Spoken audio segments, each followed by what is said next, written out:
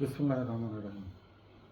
গালি আমি দিবই এবং আমাকে গালাগালি করবার অনুমতি দিতে হবে এবং এই অনুমতি দেওয়ার জন্য সরাসরি আমি বাংলাদেশ গণপ্রজাতন্ত্রী বাংলাদেশের একমাত্র বৈধ নির্বাচিত প্রধানমন্ত্রী জনাব তারেক রহমানের কাছে বিনীত আবেদন জানাচ্ছি তিনি যেন আমাকে অন্য কোনো কার্ডের দরকার নাই, চাল ডাল টিসিবি বয়স্ক কৃষি তেল ডিজেল গ্যাস কোথাও কোনো দরকার নেই, কিন্তু একটি কার্ড আমাকে দিতে হবে। সেটিতে লেখা থাকবে গালাগালি দেওয়ার অনুমতি দেওয়া হইল এবং সেটা আমি গলায় ঝুলিয়ে রেখে যখন যার মনে চাবে আমি গালাগালি করব। আজকে আমি গালাগালি দিব হলো গোলাম মওলা রনিকে, হারামির বাচ্চা, শুয়োরের বাচ্চা, খানকির বাচ্চা, বেঈমান, নাফরমান, একটা আস্ত শয়তান, বাঞ্চত এবং আমার ডিপার্টমেন্টের গালি মাদার চোদ একটা।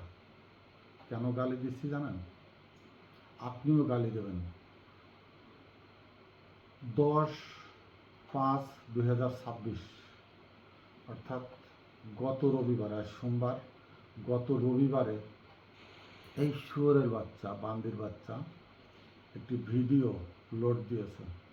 ভিডিওটির দুইটা শিরোনামে আমি দেখেছি, ওটা ইউটিউবে লোড দিয়ে আছে। একটা হলো মাঠ খালি, এবার কে আসছে, আর একটি হলো সেনাবাহিনী মাঠ থেকে উঠে গেলে সরকার পড়ে যাবে নাকি আরও শক্তিশালী হবে এবং সেনাবাহিনীকে নিয়ে কি বলছে। আমি ধাপে ধাপে সেই জায়গাতে আসবো, এই শুয়োরের বাচ্চার ব্যাপারে কি সিদ্ধান্ত নেওয়া যায়। আপনারা ওই ভিডিওটি দেখবেন, দেখার পরে চিন্তা ভাবনা করবেন। এই শুয়োরের বাচ্চা প্রথমে প্রধানমন্ত্রী তারেক রহমানের একটি বিড়াল আছে জেবু, এর কথা নিয়ে প্রসঙ্গটা টেনেছে যে এই জেবুর গু খাওয়ার জন্য যদি ঘোষণা দেওয়া হয় তাহলে নাকি প্রধানমন্ত্রীর কার্যালয়ে মানুষের কোনো অভাব হবে না, লাইন পড়ে যাবে। অর্থাৎ পুরা বিএনপিকে কোন লেভেলে, কোন জায়গায় নিয়ে ও কোন কথাটা বলেছে তারেক রহমানের বিড়ালের গু খাওয়ার জন্য। আচ্ছা, দ্বিতীয়টি কথা বলেছে, সেই গু দিয়ে যদি কেউ তাবিজ গলায় বেঁধে নেয় এবং সেই তাবিজ তার গলায় থাকলে সে যা ইচ্ছা তাই করে বেড়াতে পারবে, তাকে কেউ কিছু বলবে না।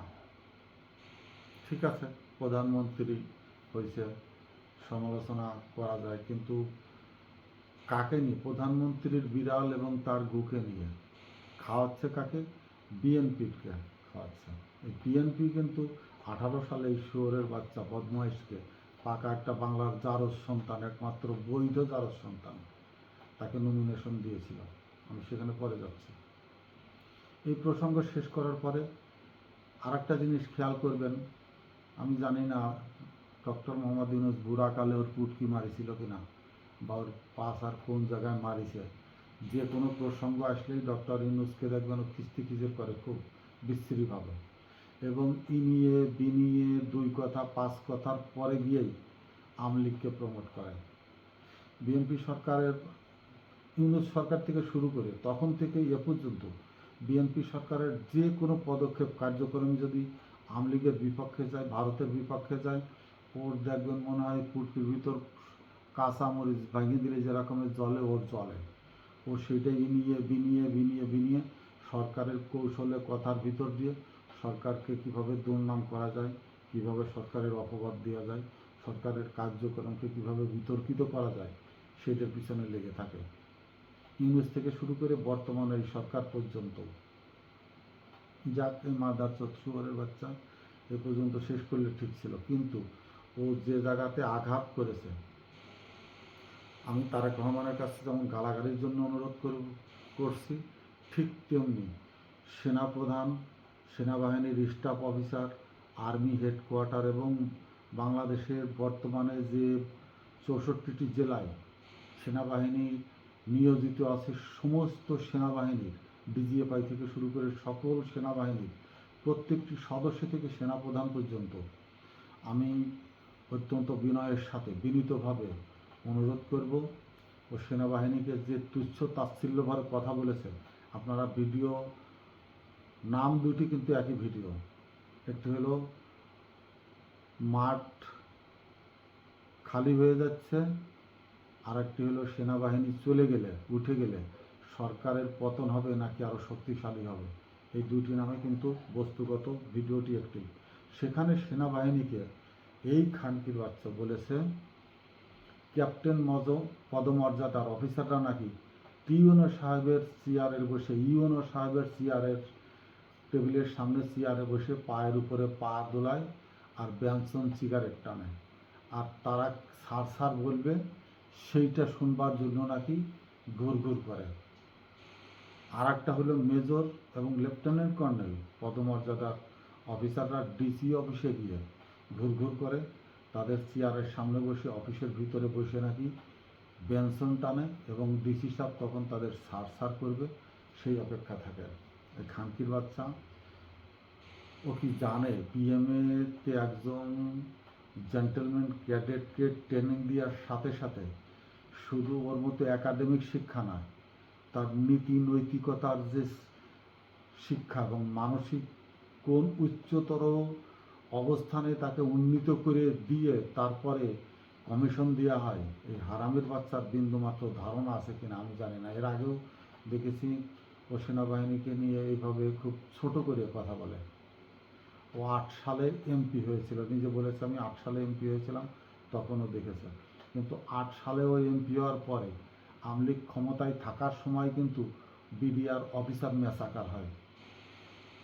আপনারা নিবিড়ভাবে যদি দেখেন শেখ হাসিনারও সেনাবাহিনী কর্মকর্তা বা সেনাবাহিনীকে নিয়ে যে দর্শন বা যে জায়গাটা যে ছোট করা বা ঘৃণা করা বা সেনাবাহিনীকে একেবারে দাবিয়ে রাখার তার মনের যে চিন্তা চেতনা ভাবনা সম্পূর্ণটাই কিন্তু ধারণ বহন করে এই গোলাম মওলা রনি।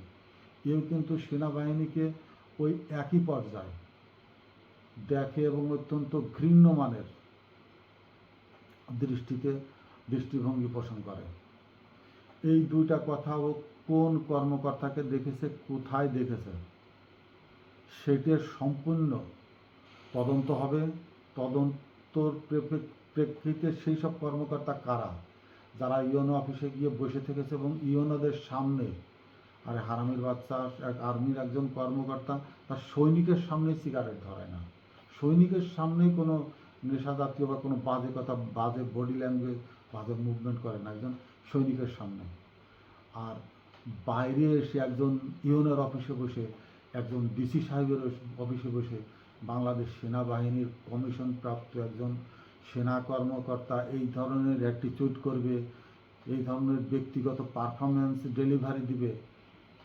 এটা আন্দোলনের ভিতরে একজন ক্যাপ্টেন সাহেব বিথির সাথে যে ঘটনাটি এবং বারবার আরও অনেকগুলো ঘটনা যেগুলো সামাজিক যোগাযোগ মাধ্যমে আসছে, যে তাদের যে ধৈর্য এবং তাদের ওই লেভেলে পৌঁছাতে তাদের যে ট্রেনিং প্রশিক্ষণ, তাদের যে মেধার যোগ্যতা, শারীরিক যোগ্যতা, তাদের যে মানসিক লোড নেওয়ার বা মানসিক চিন্তাভাবনার ক্যাপাসিটি, তাদের যে যে কোনো ব্যাপারটাকে চ্যালেঞ্জ করবার যে দুর্দান্ত উপস্থিত বুদ্ধি, ওর 14 গোষ্ঠীতে কেউ আছে কি না, থাকলে আমি তাদের কাছে অনুরোধ করব রনির কাছে জিজ্ঞাসা করা যে তুমি এটা কোথায় পেয়েছো।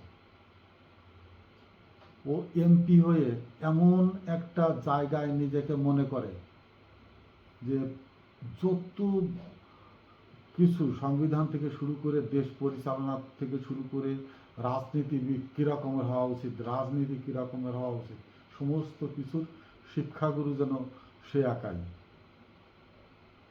ইউনূসের উপরে সে খেপা ছিল, এই জন্যই সে চাচ্ছিল, দালালও লাগিয়েছিল, ইউনূস পর্যন্ত দালাল লাগিয়েছিল বা আসিফ নজরুল পর্যন্ত তাদেরকে দালাল লাগিয়েছিল, এনজিও ভিত্তিকে তার ফ্রেন্ড সার্কেল দিয়ে সুপারিশ করিয়েছিল অন্তর্বর্তীকালীন সময়ে সে উপদেষ্টা হবার জন্য। কিন্তু তার মতো একটি বেয়াদব ওইখানে ঢোকানো কি আদতে সম্ভব? তার মতো একটি নৈতিক চরিত্রহীন ছেলে নৈতিক চরিত্রহীন। আপনারা জানেন ইদানিং সাংবাদিক ইলিয়াস সাহেব তার নৈতিকতা নিয়ে প্রশ্ন তুলেছেন যে সেকেন্ড ম্যারেজ চিটাগাংয়ের যে মহিলার সাথে তার বিবাহ হয়েছিল তাকে যে শিখিয়ে দিয়েছিল যে যদি তার প্রথম স্ত্রী জিজ্ঞাসা করে যে তার ফিজিক্যালি এক্সারসাইজ বা ফিজিক্যালি টার্মিংয়ের ব্যাপারে জানতে যদি চায় তখন যেন বলে যেন না, তার ওই মেশিনে এখন আর কাজ করে না।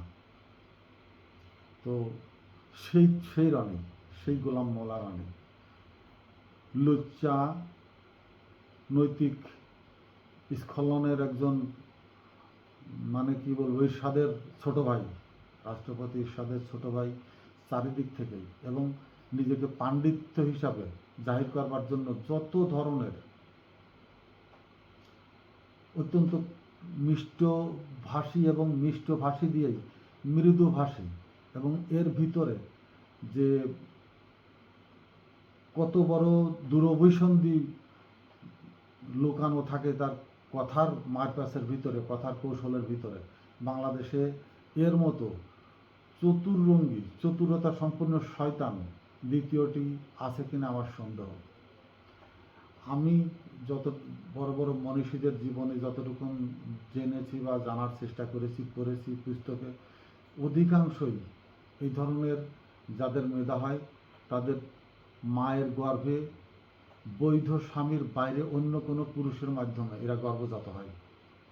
বৈধ স্বামীর গর্ভের এই সন্তান না, এরা স্বভাবতই অবৈধ সন্তান হয়ে থাকে, মাতৃগর্ভে আসে, এবং সেই যে মুহূর্তটা, মানে অবৈধ সম্পর্কটা কিন্তু খুব কলা কৌশল লাগে এইটা, এই পরিস্থিতি তৈরি করতে অনেকটা ছলনার আশ্রয় নিতে হয়, এবং এই মুহূর্তটা অত্যন্ত ভালো তো কেউ কাউকেই বাসে না, শুধুমাত্র শারীরিক ফিজিক্যালি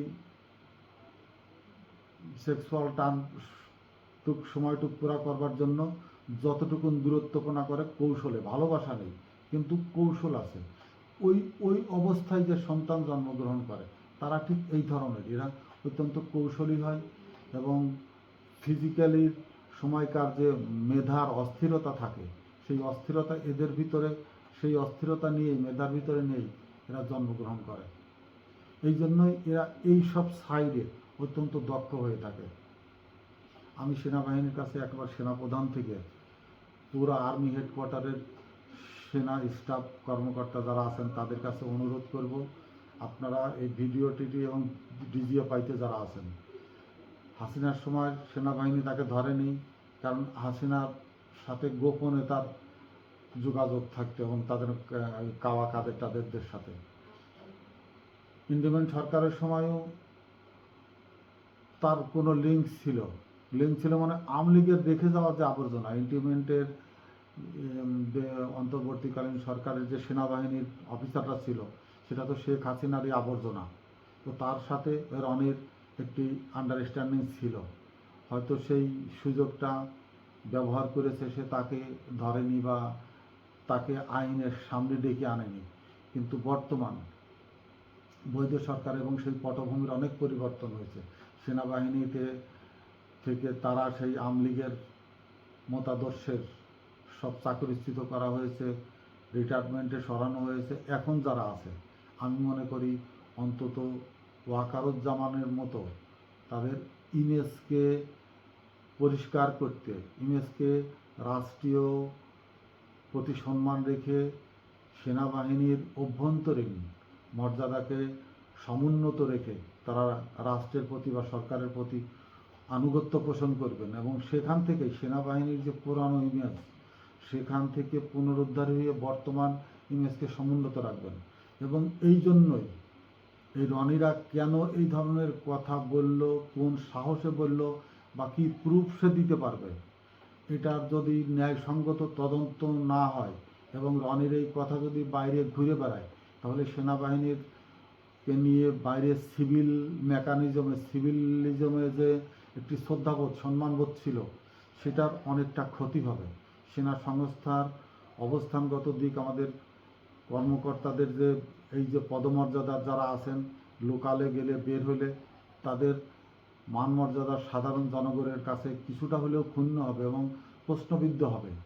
ইউএনও সাহেবদের কাছে গেলে তাদের কাছ থেকে পারস্পরিক যে সম্মান সহযোগিতার যে অবস্থানটা, রনির এই ভিডিওটাতে অনেকটা ক্ষতিগ্রস্ত হয়েছে এবং সেনাবাহিনীকে অনেক ছোট করা হয়েছে, একটা আন্ডার এস্টিমেটেড আওতায় নিয়ে আসা হয়েছে। এটা যদি তদন্ত করে রনির কাছ থেকে সম্পূর্ণভাবে জবাব না চাওয়া হয় বা তদন্ত করে রনির বিরুদ্ধে সংস্থার পক্ষ থেকে আইনানুগ পদক্ষেপ না গ্রহণ করা যায়, সিভিলিজম এটাকে বিশ্বাস করবে এবং সেনাবাহিনীর উপরে তাদের সম্মানের অবস্থানটাকে তারা ছোট করে দেখবে বা তাদের চোখে সেনাবাহিনী একটি প্রশ্নবিদ্ধ অবস্থানে দাঁড় করাবে।